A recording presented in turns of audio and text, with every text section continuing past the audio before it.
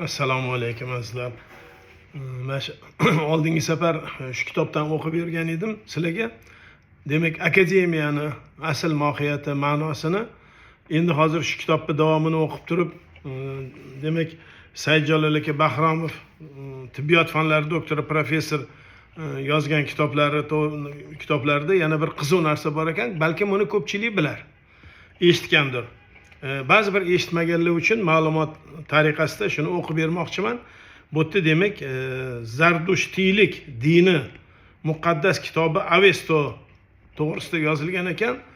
Bu yerda sarlavhasi ham Markaziy Osiyoda tibbiyot rivoji tarixining sara davrlari deb nomlangan. Shuni o'qib beraman, eshitinglar marhamat. Tibbiyot inson uchun borliq dunyoni bilishdagi qadimiy sohalardan biri hisoblanadi. Eramizdan oldingi 1000 yillardayoq o'nlab kasalliklarga oid tashxis va davolash amallari yaratilganligi ma'lum. Bunday holat Misr, Xitoy va Hindiston bilan yonma-yon Markaziy Osiyoda, ayniqsa Oks va Yaksarat, Amudaryo va Sirdaryo quyi qismi, Sak, Tur, Massaget qabilalari yashagan mintaqada ham mavjud bo'lganligini tasdiqlovchi manbalar bor. Ular orasidagi shoh manba ushbu mintaqada yashagan xalqlar nomini ilk bor aks ettirgan kitob Avesto o'gitlari kitobi hisoblanadi. Avestoda o'z aksini topgan barcha hayotiy ma'lumotlar va diniy e'tiqod masalalari tarixiy buyuk simo Zaratushtra nomi bilan chambarchas bog'liqdir. Zarat forscha sariq, ushtra tuya, boshqacha aytganda sariq tuya yetaklagan odam tushunchasidir. Adabiyotda yana qari tuyali degan tushuntirish bo'lgan.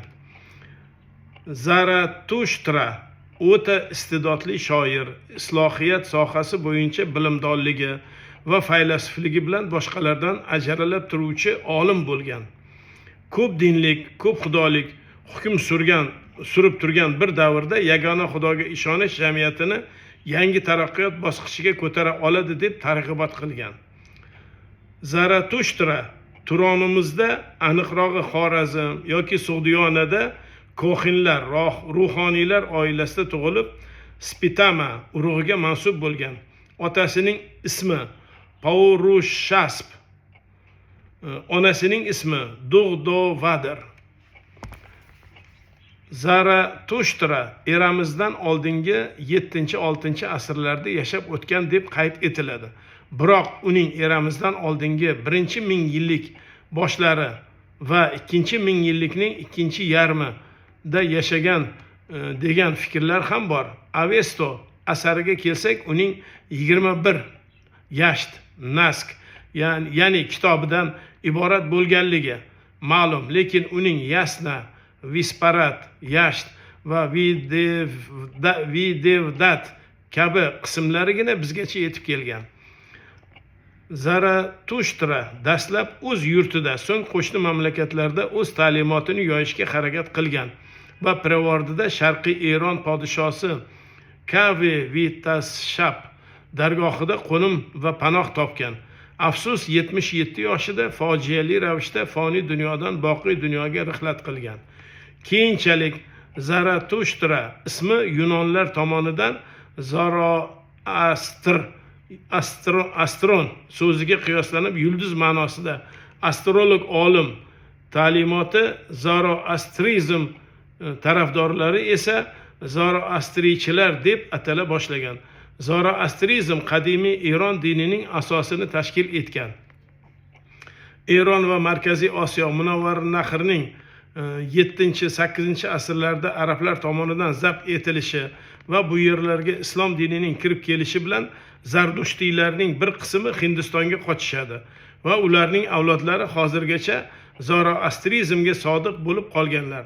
Zoroastriychilar, ya'ni Zardushtiylar otashparast, o'tga topinuvchilar deb ham ataladi. Ularning sig'inish maskanlari qadimda O'zbekiston, Ozarbayjon, Eron, Hindistonda anchagina bo'lib, ulardan ayrim saqlanib qolganlari hozirda ziyoratgohlarga aylantirilgan. Zardushtiylik dinining muqaddas kitobi Avesto deb masalan shu kitobdagi ma'lumotlar shunda ko'rsatilgan ekan.